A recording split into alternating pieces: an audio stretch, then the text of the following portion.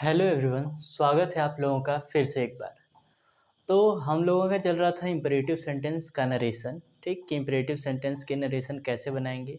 एक वीडियो हमने उस पर पहले ही बना दिया है, उसमें हमने इम्परेटिव सेंटेंस के सिंपल टाइप ऑफ सेंटेंसेस को बताया गया है। अब ये जो इम्परेटिव सेंटेंस है, इसमें हमें देखना है लेट से प्रारंभ होने वाले वाक्य, ठीक। यानी आदेशात्मक वाक्य जो होते हैं उनके दो रूप होते हैं। पहला तो मैंने बताया था कि जो इम्परेटिव सेंटेंस होते हैं वो प्रायः किसी न किसी वर्ब से स्टार्ट होते हैं, और दूसरा बताया गया कि जो इम्परेटिव सेंटेंस होते हैं वो लेट से प्रारंभ होते हैं।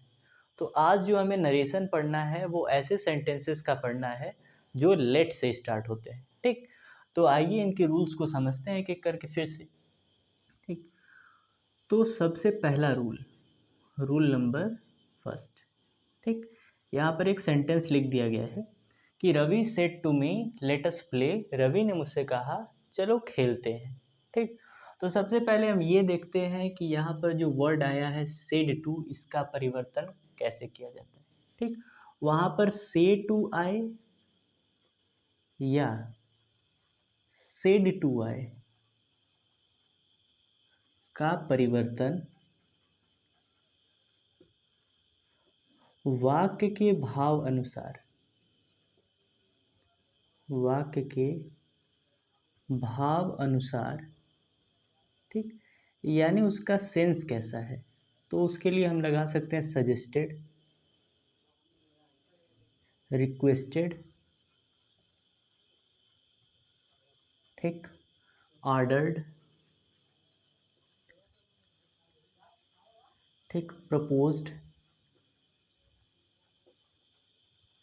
ठीक, कमांडेड,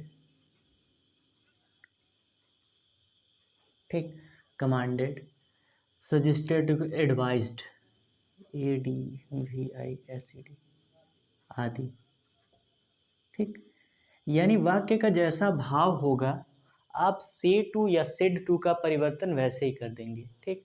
यदि सजेस्टेड वाला सजेशन वाला भाव होगा तो सजेस्टेड में, रिक्वेस्टेड वाला भाव होगा तो रिक्वेस्ट में, ऑर्डर्ड वाला भाव होगा तो ऑर्डर में कर देंगे, ठीक। तो ये हो गया से टू या सेड टू का परिवर्तन वाक्य के भाव के अनुसार करेंगे, पहला रूल हो गया, ठीक। अब दूसरा रूल देखिए, रूल नंबर सेकंड, ठीक। अब रूल नंबर सेकंड हमेशा सेट टू में परिवर्तन हो गया, अब कंजक्शन पर देखा जाता है, ठीक। तो कंजक्शन के रूप में दैट का प्रयोग, दैट का प्रयोग किया जाता है, किया जाता है, ठीक। तो दूसरा रूल ये हो गया कि यहाँ पर जो हमें कंजक्शन के रूप में प्रयोग करना है वो दैट होगा, ठीक। इससे पहले इंपेरेटिव सेंटेंस जो था उसमें आप कंजक्शन के रूप में प्रयोग कर रहे थे टू का, ठीक। और यहाँ पर यदि लेट से स्टार्ट होने लगे आपका इंपेरेटिव सेंटेंस तो वहाँ पर आपको कंजक्शन के रूप में प्रयोग करना है दैट का, ठीक। दूसरा रूल हो गया। अब इसके बाद थर्ड रूल क्या है, rule number third, rule number third ये कहता है कि रिपोर्टेड स्पीच, रिपोर्टेड स्पीच में हेल्पिंग वर्ब, हेल्पिंग वर्ब के रूप में शुड का प्रयोग होगा, प्रयोग होगा, ठीक। तो ये हो गया तीसरा रूल। पहला रूल ये है कि जो सेड टू है या से टू है उसका परिवर्तन वाक्य के भाव के अनुसार करेंगे। दूसरा रूल कि कंजक्शन के रूप में आप दैट लगाएंगे। तीसरा रूल ये कहता है कि रिपोर्टेड स्पीच यानी अंदर वाला जब भाग आप उसका डायरेक्ट से इनडायरेक्ट बनाएंगे तो उस समय आपको एक हेल्पिंग वर्ब प्रयोग करना है शुड, ठीक। तो यही तीन रूल हैं। इन्हीं 3 रूल्स का प्रयोग करके आप लेट से स्टार्ट होने वाले जितने इम्परेटिव सेंटेंस है उसका डायरेक्ट से इनडायरेक्ट बना सकते हैं। तो आइए देखते हैं कैसे बनेगा डायरेक्ट से इनडायरेक्ट। तो यही वाला सेंटेंस ले लेते हैं पहले। Ravi said to me let us play. Ravi ने मुझसे कहा कि चलो खेलें। तो रवि मुझे क्या कर रहा है, सजेस्ट कर रहा है या प्रपोज कर रहा है, दोनों में से कुछ भी लगा सकते हैं कि रवि सजेस्टेड। ठीक, तो यहाँ पर हो जाएगा सजेस्टेड। तो रवि का हो गया रवि, फिर उसके बाद आपने लगा दिया सजेस्टेड। सजेस्टेड मी, कंजक्शन आपने लगा दिया दैट। ठीक, अब उसके बाद यहाँ का जो वाक्य होगा वो सबसे पहले आपको सब्जेक्ट चाहिए। तो यहाँ पर आया है अस। तो अस किससे बनता है, वी से बनता है अस। तो यहाँ पर आप वी को लेकर चलेंगे। तो वी कौन सा पर्सन है, फर्स्ट पर्सन है। फर्स्ट पर्सन किसके अकॉर्डिंग चेंज किया जाता है, सब्जेक्ट के अकॉर्डिंग। ये चीज़ आपको 50 बार बताई जा चुकी है। ठीक, तो वी का परिवर्तन आप सब्जेक्ट के अनुसार करेंगे तो रवि है। तो रवि के लिए यहाँ पर लगेगा ही। अब देखिए रवि का हो गया ही। अब नहीं, ही नहीं लगेगा ना, यहाँ पर ये फर्स्ट पर्सन का प्लूरल है, प्लूरल। ठीक, यानी बहुवचन है। तो आप भी रवि यानी थर्ड पर्सन का प्लूरल लेंगे तो यहाँ पर हो जाएगा दे। ठीक, दे हो गया। अब दे के बाद सब्जेक्ट लिखने के बाद कोई ना कोई तो हेल्पिंग वर्ब चाहिए ही होगी। तो यही थर्ड रूल कह रहा है कि सब्जेक्ट के बाद आपको जो हेल्पिंग वर्ब प्रयोग करना है वो होगा शुड। तो हो गया शुड, अब प्ले का प्ले। ये आपका डायरेक्ट से इनडायरेक्ट बनकर तैयार हो गया। ठीक, तो कितने सिंपल रूल्स हैं। सेड टू का परिवर्तन आपने वाक्य के भाव के अनुसार किया। कंजक्शन के रूप में आपने दैट लगाया। सब्जेक्ट को आप जैसे चेंज करते हैं पीछे वाले रूल्स के according, first person third, first person subject के अनुसार, सेकंड पर्सन ऑब्जेक्ट के अनुसार, थर्ड पर्सन रहेगा तो नो चेंज। ठीक, तो कहा गया तो आपने उसको चेंज कर दिया। उसके बाद आपने एक लगा दिया हेल्पिंग वर्ब शुड। तो आपका डायरेक्ट से इनडायरेक्ट बन गया Ravi suggested me that they should play. Ravi ने मुझे सुझाव दिया कि उन्हें खेलना चाहिए। ठीक, तो ये आपका डायरेक्ट से इनडायरेक्ट बनकर तैयार हो गया। तो आई होप कि आपको ये चीज़ें समझ में आ रही होंगी। ठीक, इसमें एक रूल और बच जाता है, आइए उसको समझ लेते हैं। Rule number 4। ठीक, रूल नंबर 4। रूल नंबर 4 क्या कहता है, इसमें कहा गया है सेड टू का परिवर्तन यदि आप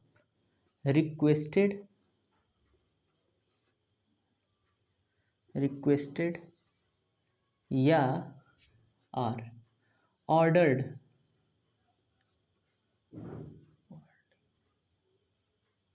ORDERED ऑर्डर्ड में करते हैं। से टू या सेट टू का परिवर्तन ऑर्डर्ड में तब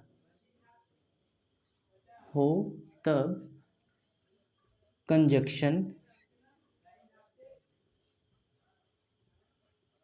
के रूप में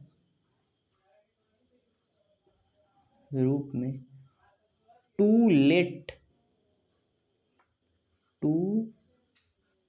लेट का प्रयोग किया जाता है। प्रयोग किया जाता है। ठीक, अब देखिए अगला कहा गया सेंटेंस कि यदि सेड टू का परिवर्तन, यहाँ पर कहा गया ना सेड टू का परिवर्तन सजेस्टेड में हो सकता है, ऑर्डर्ड में हो सकता है, रिक्वेस्टेड में हो सकता है। ORDERED ordered. ठीक, ऑर्डर्ड इत्यादि में हो सकता है। तो कहा गया सेड टू का परिवर्तन जब रिक्वेस्टेड या ऑर्डर्ड में किया जाएगा। ठीक, ध्यान से समझिए कि लेट से प्रारंभ होने वाले वाक्यों के भाव बहुत सारे हो सकते हैं। सजेस्टेड हो सकता है, रिक्वेस्टेड हो सकता है, ऑर्डर्ड हो सकता है, प्रपोज्ड हो सकता है, कमांडेड हो सकता है, एडवाइज्ड हो सकता है। तो कहा गया है कि आप कंजक्शन के रूप में दैट तब लगाएंगे जब आप से टू या सिड टू का परिवर्तन सजेस्टेड, ठीक, देखिए, तो कहा गया कि जब भी आप से टू या सिड टू का परिवर्तन करते हैं, तो जब सेट टू का परिवर्तन सजेस्टेड में हो, प्रपोज्ड में हो, कमांडेड में हो, एडवाइज्ड में हो, तो उस कंडीशन में, उस सिचुएशन में आपको कंजक्शन के रूप में दैट का प्रयोग करना है और वाक्य के अंदर हेल्पिंग वर्ब के रूप में शुड का प्रयोग करना है। कब? जब आप से टू या सेट टू का परिवर्तन सजेस्टेड, प्रपोज्ड, कमांडेड या एडवाइज्ड में करें तब। मगर सेड टू का परिवर्तन तो रिक्वेस्टेड या ऑर्डर वाले भाव में भी होगा। अगर वैसा सेंटेंस आ जाए रिक्वेस्ट या ऑर्डर का, तो सेड टू का परिवर्तन ऑर्डर्ड या रिक्वेस्टेड में करना होगा। तो कहा गया पर्टिकुलर कि जब लेट से स्टार्ट होने वाले सेंटेंस का यदि सेंस रिक्वेस्टेड या ऑर्डर्ड से जुड़ा हो, तो उस समय कंजक्शन के रूप में आपको टू लेट का प्रयोग करना है। ठीक, दोनों को पास पास लिख दे थोड़ा, टू लेट, ठीक, ऐसे टू लेट का प्रयोग करना है। अब जैसे एक सेंटेंस लीजिए एग्जाम्पल के रूप में और उसे समझते हैं। इस वाले जो सेंटेंस का था, ये वाला जो, इसका भाव सजेस्टेड से था इसलिए हमने दैट लगाया। अब यदि कह दिया जाए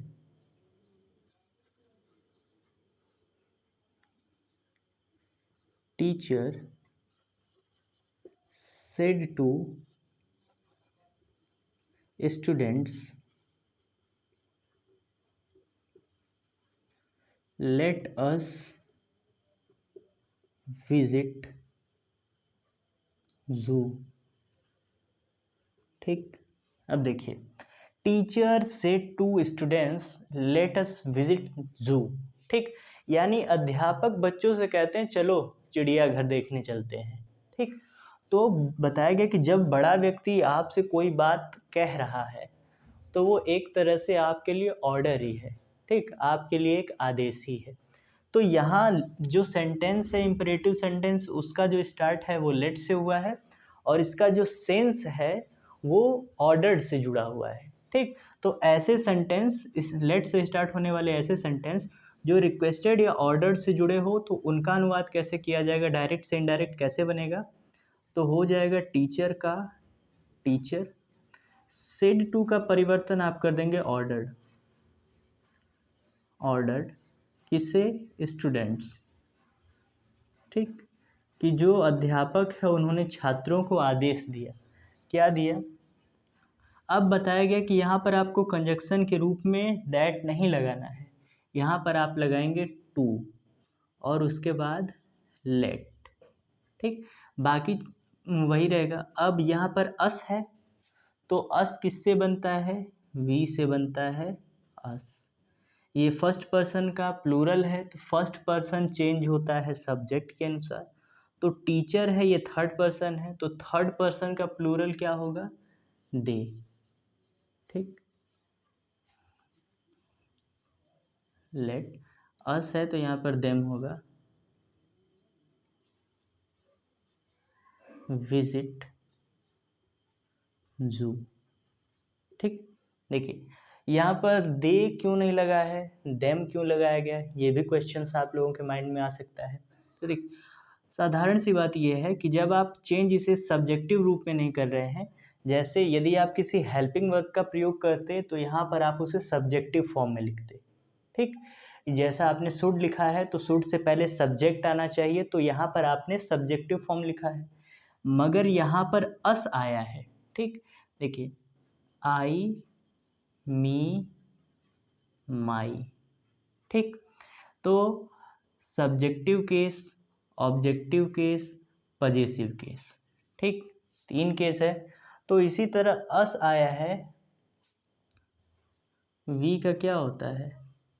अस, ठीक, वी का आवर, फिर उसके बाद अस, ठीक। तो ये है सब्जेक्टिव केस, ये है ऑब्जेक्टिव केस और ये है अस यानी पजेसिव केस, ठीक। तो यहाँ पर अस आया है तो यहाँ पर लगेगा देम, फिर उसके बाद विजिट जू। तो उम्मीद करते हैं कि आपको लेट से स्टार्ट होने वाले इम्पेरेटिव सेंटेंस के जो रूल्स हैं वो समझ में आए होंगे। ठीक, एक बार आपको समझ में आ जाए सभी चीज़ें तो हम इसे रिकॉल करते हैं, फिर से दोहरा देते हैं कि से टू या सेट टू का परिवर्तन आप वाक्य के भाव के अनुसार करेंगे। ठीक, जैसे होता है वैसे। यदि से टू या सेड टू का परिवर्तन आप करते हैं और वो सजेस्टेड, प्रपोज्ड, कमांडेड या एडवाइज्ड में होता है तो उस समय आपको कंजक्शन के रूप में दैट का प्रयोग करना है। ठीक, और डायरेक्ट से इनडायरेक्ट बनाते समय आपको रिपोर्टेड स्पीच में शुड हेल्पिंग वर्ब के रूप में प्रयोग करना है। ठीक, चौथा रूल ये कहता है से टू या सेड टू का परिवर्तन यदि रिक्वेस्टेड या ऑर्डर्ड में होता है तब कंजक्शन के रूप में हम टू लेट का प्रयोग करते हैं और जो सेंटेंस जैसे होते हैं वैसे ही लिख दिया जाता है। ठीक, यानी कोई हेल्पिंग वर्ब नहीं वगैरह वगैरह नहीं, यहाँ पर बस सब्जेक्ट चेंज होगा। ये जैसे वी से बना हुआ है तो दे से बनेगा देम, तो देम विजिट द जू। ठीक, तो इम्परेटिव सेंटेंस के यही रूल्स हैं। ठीक, तो आज के लिए केवल इतना ही। ठीक, बाकी बताया गया कि आप इम्परेटिव सेंटेंस से जितने क्वेश्चंस आपके बुक से मिले वो सॉल्व कीजिए। जो क्वेश्चन सॉल्व ना हो उसे आप कमेंट कीजिए। कमेंट का उत्तर हम यानी आपका रिप्लाई देने का प्रयास करेंगे। ठीक, यदि आपको वीडियो अच्छा लगा हो तो अपनी राय हमें दें यानी कमेंट कीजिए। आपको वीडियो से कुछ जानकारी मिली हो तो वीडियो को लाइक करें। ठीक, और अपने दोस्तों के साथ इस वीडियो को शेयर करें। तो ऐसे ही नई नई चीज़ें सीखने के लिए हमारे साथ जुड़े रहें। आज के लिए बस इतना ही। धन्यवाद।